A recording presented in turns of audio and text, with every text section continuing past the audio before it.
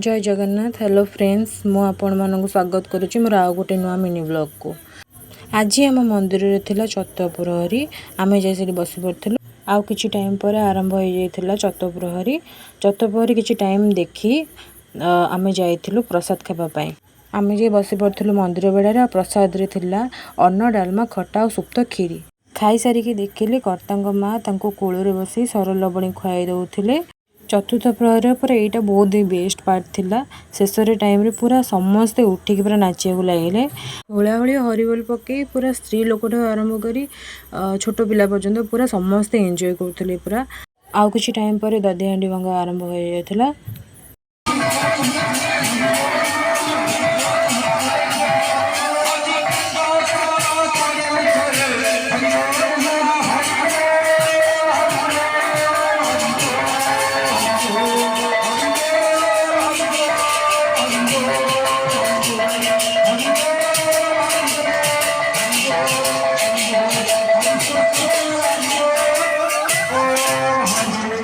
मंदिर आसला पर देखिले कुनी कुनी टिकी टिकी चढ़ई मानक आज रात जाइए आम कुनी झील पायल जन्मदिन को। यहाँ थिला तार second happy birthday.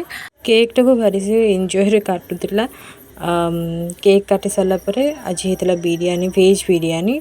Bye bye and good night.